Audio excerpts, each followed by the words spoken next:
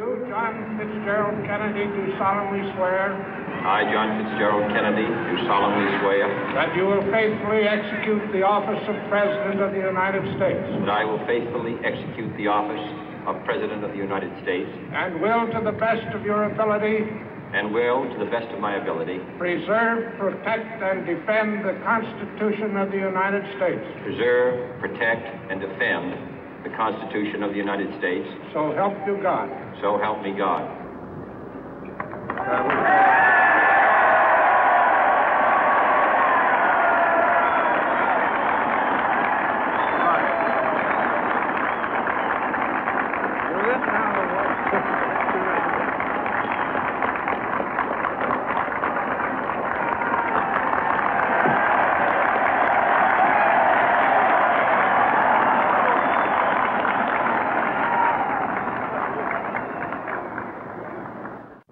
Vice President Johnson, Mr. Speaker, Mr. Chief Justice, President Eisenhower, Vice President Nixon, President Truman, Reverend clergy, fellow citizens.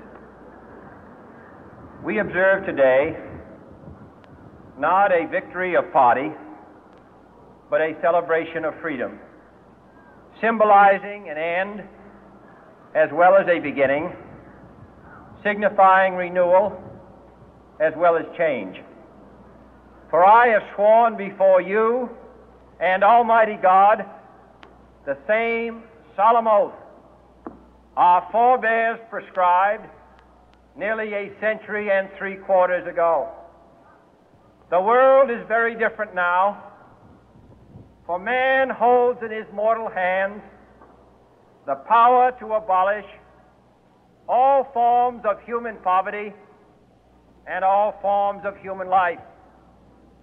And yet the same revolutionary beliefs for which our forebears fought are still at issue around the globe. The belief that the rights of man come not from the generosity of the state, but from the hand of God. We dare not forget today that we are the heirs of that first revolution. Let the word go forth from this time and place to friend and foe alike that the torch has been passed to a new generation of Americans born in this century, tempered by war, disciplined by a hard and bitter peace, proud of our ancient heritage, and unwilling to witness or permit the slow undoing of those human rights to which this nation has always been committed and to which we are committed today at home and around the world.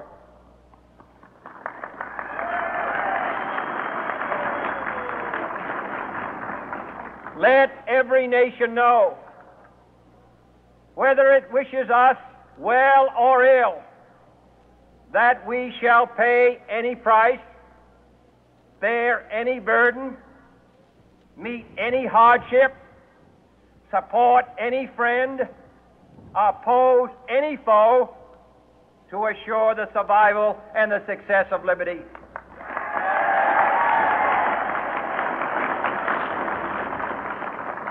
This much we pledge and more. To those old allies whose cultural and spiritual origins we share, we pledge the loyalty of faithful friends. United, there is little we cannot do in a host of cooperative ventures. Divided, there is little we can do, for we dare not meet a powerful challenge at odds and split asunder.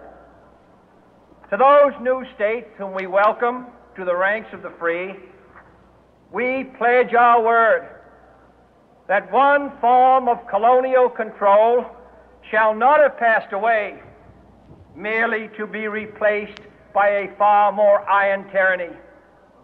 We shall not always expect to find them supporting our view, but we shall always hope to find them strongly supporting their own freedom, and to remember that in the past, those who foolishly sought power by riding the back of the tiger ended up inside.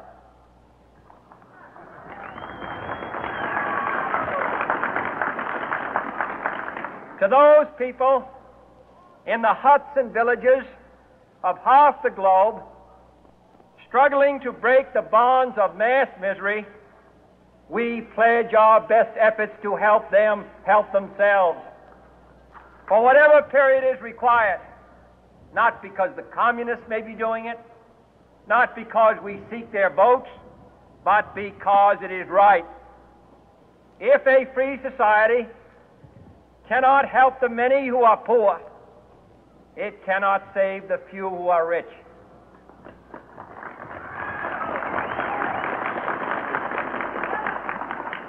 To our sister republics south of our border, we offer a special pledge to convert our good words into good deeds, in a new alliance for progress, to assist free men and free governments in casting off the chains of poverty. But this peaceful revolution of hope cannot become the prey of hostile powers. Let all our neighbors know that we shall join with them to oppose aggression or subversion anywhere in the Americas. And let every other power know that this hemisphere intends to remain the master of its own house.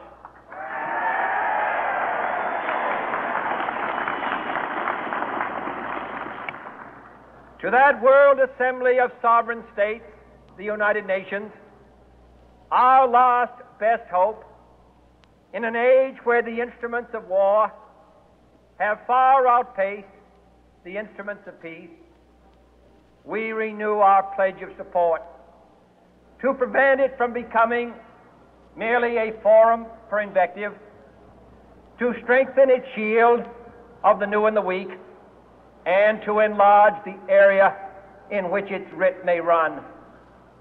Finally, to those nations who would make themselves our adversary, we offer not a pledge, but a request that both sides begin anew the quest for peace. Before the dark powers of destruction, unleashed by science, engulf all humanity in planned or accidental self-destruction, we dare not tempt them with weakness, for only when our arms are sufficient beyond doubt can we be certain beyond doubt that they will never be employed. But neither can two great and powerful groups of nations take comfort from our present course, both sides overburdened by the cost of modern weapons, both rightly alarmed by the steady spread of the deadly atom, yet both racing to alter that uncertain balance of terror that stays the hand of mankind's final war. So let us begin anew, remembering on both sides that civility is not a sign of weakness, and sincerity is always subject to proof. Let us never negotiate out of fear, but let us never fear to negotiate.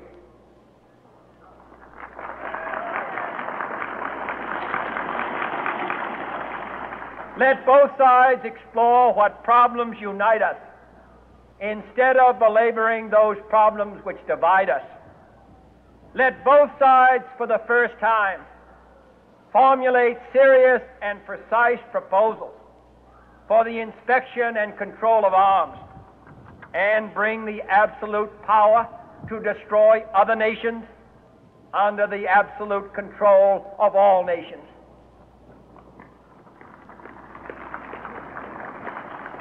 Let both sides seek to invoke the wonders of science instead of its terrors. Together, let us explore the stars, conquer the deserts, eradicate disease, tap the ocean depths, and encourage the arts and commerce. Let both sides unite to heed in all corners of the earth the command of Isaiah to undo the heavy burden and let the oppressed go free. And if a beachhead of cooperation may push back the jungle of suspicion, let both sides join in creating a new endeavor, not a new balance of power, but a new world of law, where the strong are just and the weak secure and the peace preserved. All this will not be finished in the first 100 days, nor will it be finished in the first 1,000 days, nor in the life of this administration, nor even perhaps in our lifetime on this planet. But let us begin.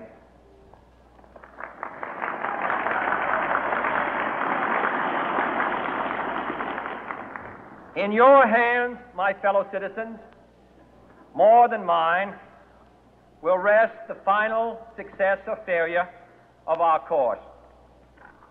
Since this country was founded, each generation of Americans has been summoned to give testimony to its national loyalty. The graves of young Americans who answered the call to service surround the globe.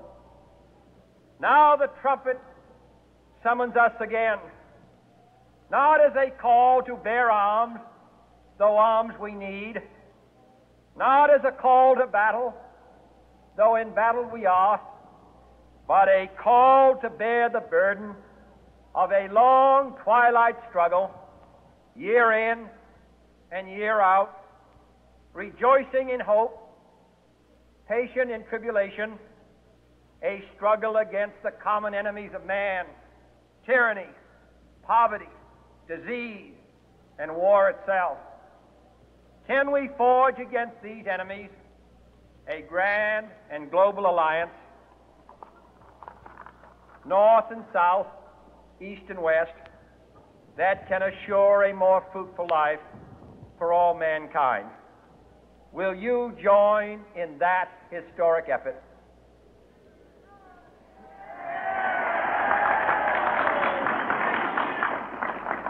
In the long history of the world, only a few generations have been granted the role of defending freedom in its hour of maximum danger. I do not shrink from this responsibility. I welcome it.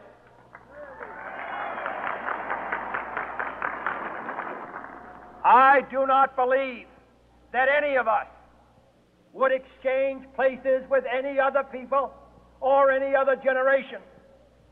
The energy, the faith, the devotion which we bring to this endeavor will light our country and all who serve it. And the glow from that fire can truly light the world. And so, my fellow Americans, ask not what your country can do for you, ask what you can do for your country.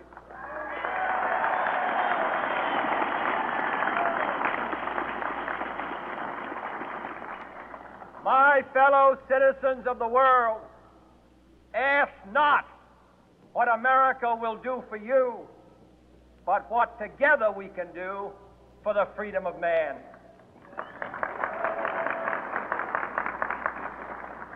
Finally, whether you are citizens of America or citizens of the world, ask of us here the same high standards of strength and sacrifice which we ask of you. With a good conscience, our only sure reward